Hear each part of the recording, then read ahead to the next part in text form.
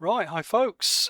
This is a little follow-up from my video that I did about the Home Defence Battalion. So today, while trawling information, I came across something relating to the Broads Flotilla, which I mentioned in um, the Home Defence Battalion's video or presentation, in particular in relation to the 8th Battalion, 8th Home Defence Battalion Royal Norfolk Regiment, which were the main Home Defence battalions for the county from 1939 onwards.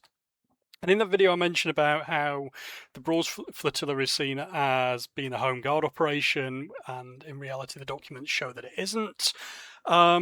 And I've got a bit of more information on that.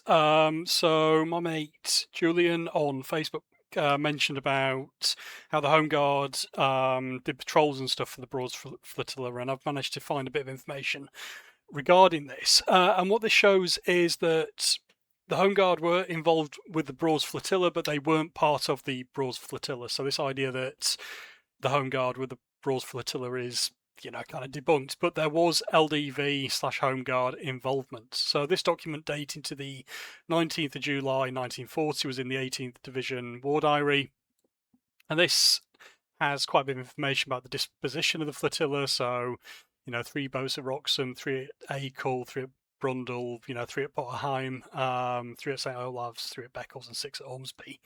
Their armaments are 4 rifles, 2 LMGs per boat, which we kind of pretty much saw in the photographs, and then at Ormsby it's 2 rifles and 2 LMGs. So the task of the Broads Flotilla, so a bit more detail here, will be to engage any enemy who land on or approach the rivers Bure, Yar, Waveney, Thurne, and the Broads leading off these rivers with the exception of Braden Water. This flotilla is a striking force and does not carry out patrols. So who carries out the patrols then? Well, the local defence volunteers did, as of the 19th of July 1940. And the message here says, or the information here says, that the LDV under Major Trafford will operate on the above waters in conjunction with the Broads Flotilla. So they're not necessarily considered part of it, but they are undertaking patrols for the Broads Flotilla. The LDV are responsible for carrying out all patrols. Very interesting stuff that they had such an active role, but they wouldn't necessarily be responsible for attacking the enemy. They were just carrying out patrols and passing on the information to the Broads Flotilla. On the 30th of August 1940, we also had this document which outlines a bit more information about the Broads Flotilla. So this outlines the task of the Broads Flotilla was for the Norfolk Broads and associated rivers offer possible assistance to invaders as landing places for seaplanes. Slight typo there. The Broads Flotilla, let me just make sure this is actually recording. It is, that's good. Broads Flotilla will form a striking force against such use of the Broads rivers and adjacent counties. So the Broads Flotilla was this main attacking force. Organisation of the attacking force is very similar to as before. 3 boats armed with 2 Lewis machine guns, which we saw in the pictures in the previous talk, and slight change there to what was going on. 6 boats armed with just 2 LMGs. Interestingly, don't mention the rifles. Until more machine guns are supplied, sections 1 to 4 inclusive will be established with 3 boats, each armed with 1 LMG. Section 7 will be established with 4 boats armed with 1 LMG. Sections 5 and 6 will not be established. Gun crews are army detachments, making it very clear there. Coxswains are naval ratings. All personnel will be trained in boat handling, gun drill, and visual signalling. Right. Home Guard's role. So again, Home Guard are the river patrol section of the home. So the river patrol section of the Home Guard, which is a separate entity to the Broads Flotilla, will carry out regular night patrols and occasional day patrols, the latter dependent on personnel available.